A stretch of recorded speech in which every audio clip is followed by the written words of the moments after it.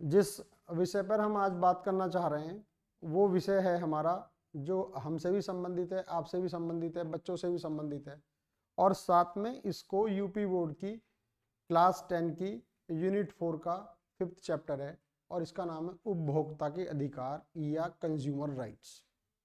इसके बारे में कुछ चीज़ें इतनी महत्वपूर्ण हैं जो हम सभी के लिए बहुत मज़ेदार हैं और बहुत जानकारी वाली बातें हैं। हम कभी किसी दुकान पे, शॉप पे जाते हैं, दुकान पे जाते हैं, किसी मार्केट में जाते हैं, तो आज हमें सबसे बड़ी समस्या ये है कि हम विज्ञापन की भ्रामक दुनिया में जी रहे हैं। और विज्ञापन की दुनिया में भ्रामकता इतनी ज़्यादा है कि साफ साफ बोर्ड पे लिखा रहता है कि अमूल का दूध शुद्धतम दूध, या शराब का ऐड लिखा आता है कि उसमें बहुत बड़ा सा हीरो उसका ऐड करता है, या पान पराग का ऐड होता है, उस पर 3 बड़े हीरो अक्षय कुमार, शाहरुख खान और अजय देवगन छपे रहते हैं हमारे सामने। तो हमारे दिमाग में ये बात आती है कि जो ये जितनी भी नशीली चीजें हैं, जितनी खराब से खराब चीजें हैं, उनमें बढ़िया से बढ़िया हीरो का फोटो आता है जिसका बच्चों के मन पर एक साइकोलॉजिकल प्रभाव पड़ता है। तो वो वास्तव में ऐसा सोचते हैं कि वास्तव में ऐसा है। एक वर्ल्ड लेवल पर एक कंपनी थी, उसने कई सालों तक अपना एक प्रोडक्ट बेचा ये कह के कि हमारा जो प्रोडक्ट है कि ये माँ के दूध से भी ज्यादा शुद्ध है, और कई सालों तक वो बेचती रही।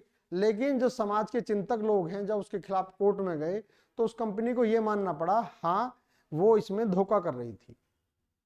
ऐसा ही मैं अभी रास्ते में से निकल के आ रहा था, मैंने एक पान पराग का जो नशा का बहुत बड़ा स्रोत है उसका ऐड देखा। उसमें 3 भारत के बड़े बड़े हीरो उनके फोटो लगे हुए हैं और वो उसका ऐड कर रहे हैं। सन्नी देओल जैसे हीरो शराब का ऐड कर रहे हैं, यानी कि जितनी खराब चीज, जितनी स्वास्थ्य के लिए हानिकारक चीज, उसका ऐड उतना ही बड़ा हीरो कर रहा है।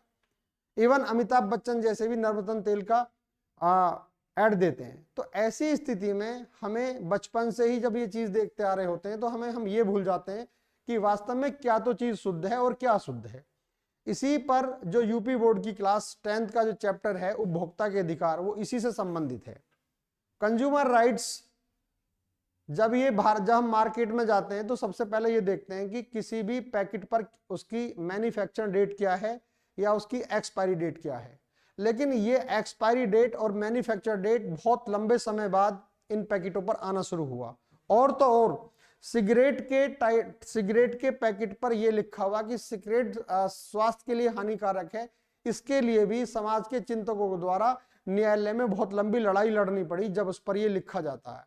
आजकल जितनी भी नशीली चीजें आती हैं उन सब पर यह लिखा जाता है स्वास्थ्य के लिए हानिकारक है, या इससे कैंसर हो सकता है, या इससे ये बीमारी हो सकती है। तो ये जितनी सब चीजें आप पढ़ रहे हो, ये एक बहुत बड़े संघर्ष के बाद ये चीजें सब हमारे सामने आई हैं।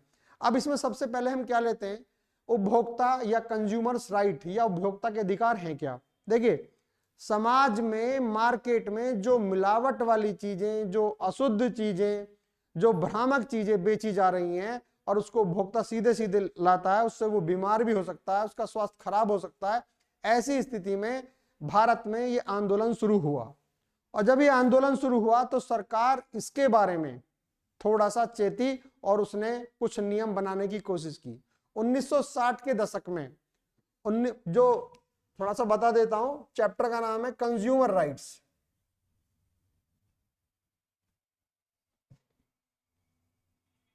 जिसको हिंदी में कहेंगे हम उपभोक्ता।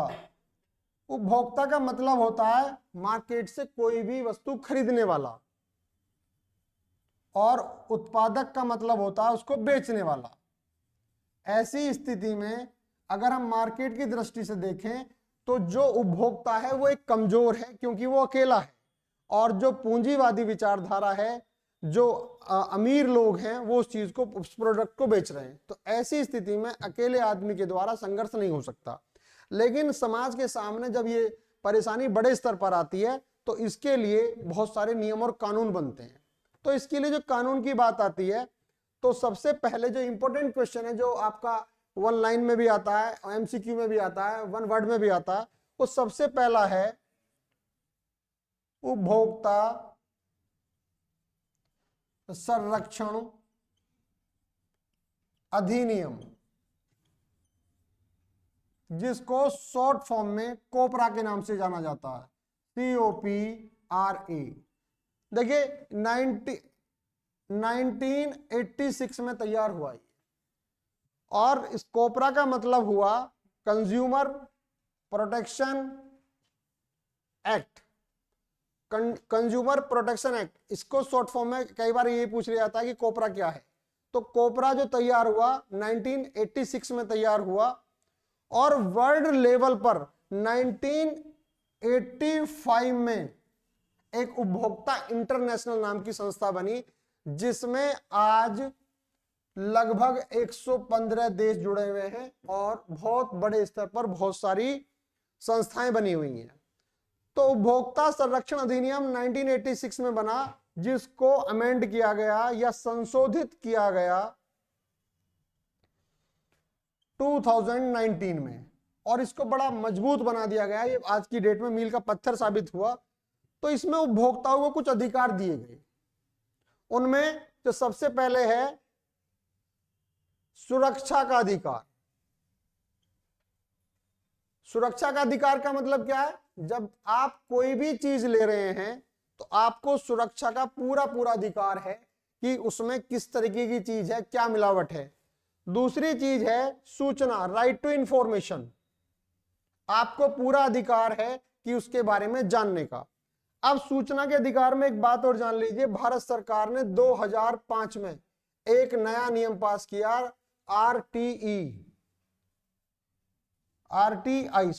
Right to information. ये 2005 में तैयार हुआ। ये बहुत ही इंपॉर्टेंट बनता है, इस पर क्वेश्चन भी आता है, और ये उसी से संबंधित है। किसी भी उपभोक्ता को अपने प्रोडक्ट से संबंधित पूरी जानकारी का अधिकार है।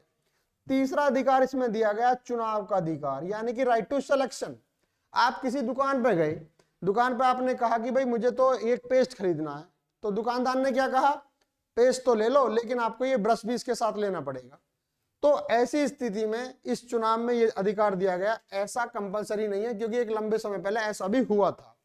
इसके बाद में नेक्स्ट राइट जो आता है वो आता है आपका क्षतिपूर्ति। क्षतिपूर्ति का मतलब हुआ कि अगर आप किसी प्रोडक्ट से बीमार हो जाते हैं या कुछ दिक्कत हो जाती है, तो कंज्यूमर राइट्स जो हैं, संरक्षण अधिनियम आपको इस क्षतिपूर्ति का भी अधिकार देता है। इसके बारे में एक छोटी सी कहानी है केरल की एक बच्ची की, रेजी नाम है उसका। उसको टॉन्सिल्स की प्रॉब्लम हो जाती है, तो उसके फादर उसको अस्पताल में ले जाते हैं।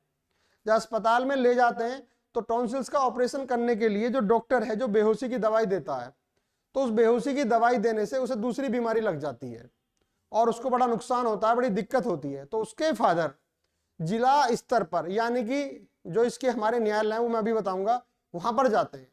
तो वहां पर बहुत दिन बाद एक मुकदमा खारिज होता है, ये कह के कि सबूतों के अभाव में ये आपको कुछ नहीं मिलता। लेकिन उसके बाद वो पुनः अपील करते हैं जो प्रदेश स्तर पर, जो जैसे मान लिया जिला स्तर पर होता है, फिर दूसरा आपका राज्य स्तर पर होता है, तो राज्य आयोग में जाते हैं और राज्य आयोग में वो 5 लाख के हर्जाने की अपील करते हैं।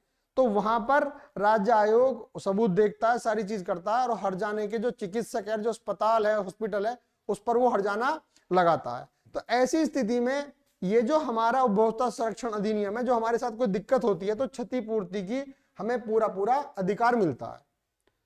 इसके बाद एक इसमें अधिकार और आया, उपभोक्ता की शिक्षा।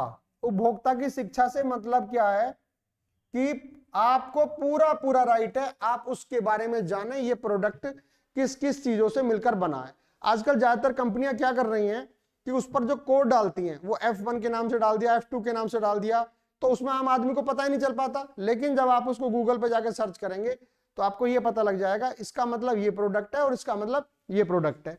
तो कंज्यूमर राइट्स या उपभोक्ता संरक्षण अधिनियम आपको सुरक्षा का अधिकार, सूचना का अधिकार, चुनाव का अधिकार, उपभोक्ता शिक्षा का अधिकार और क्षतिपूर्ति का अधिकार देता है। अब ये समस्या आपके सामने आ गई, जैसे आजकल हमारे बच्चे बहुत सारे कंपटीशन की तैयारी कर रहे हैं।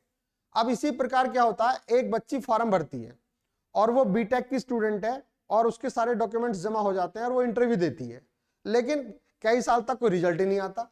तो राइट टू इंफॉर्मेशन के तहत वो इस पर एक सूचना मांगती है, और सूचना मांगने के बाद जब उसको इस अधिकार का पता चलता है तो फिर उसके लिए इंटरव्यू की उसकी कॉल अच्छी, मतलब इंटरव्यू अच्छा हुआ था तो उसकी फिर उसकी जॉब लग जाती है।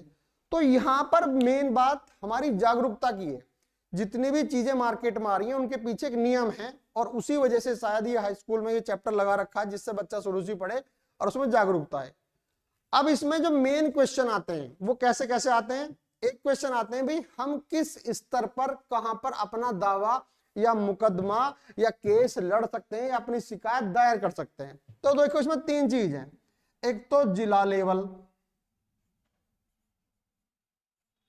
या इसे कहेंगे हम जिला केंद्र। जिला केंद्र, अगर आप यहां पर जाएंगे और 1 करोड़ तक की आपकी अगर कोई नुकसान हुआ है, दिक्कत हुआ है, तो आप जिला लेवल पर इसको इसकी शिकायत दायर करेंगे और आपका यहां से आपको इसकी सुविधा मिलेगी। आपको इसका मतलब एक तरीके से मुआवजा मिलेगा, हर्जाना मिलेगा, क्षतिपूर्ति होगी। किसी वजह से अगर ये नहीं करता है तो फिर आप इसके लिए राज्य आयोग इसके बाद में जो है, और राज्य आयोग की खासियत और भी है, अगर मामला 1 करोड़ से ऊपर का है और 10 करोड़ के बीच का है, 1 से लेके 10 करोड़ के बीच का, ये मामला जाएगा राज्य आयोग में, या अगर जिला लेवल पर आपकी बात नहीं सुनी जाती है। अगर मामला 10 करोड़ से भी ऊपर का है तो उसके लिए आप जाएंगे राष्ट्रीय आयोग में, और जहां पर आपकी सुनवाई होगी और आपकी क्षतिपूर्ति होगी। तो 3 क्वेश्चन बन गए, पहला जिला लेवल पर, दूसरा राज्य लेवल पर, तीसरा राष्ट्रीय लेवल पर। और जो मैंने अभी थोड़ी देर पहले डिस्कस किया था, पूरे वर्ल्ड लेवल पर, विश्वव्यापी स्तर पर उपभोक्ता इंटरनेशनल की जो स्थापना हुई थी 1985 में हुई थी, वो उस अंतरराष्ट्रीय स्तर पर है। और एक क्वेश्चन जो हर बार बहुत बार एग्जाम में आया है, जब ये उपभोक्ता संरक्षण अधिनियम 1986 बना था तो वो डेट थी 24 दिसंबर। अब 24 दिसंबर का मतलब यहां क्या है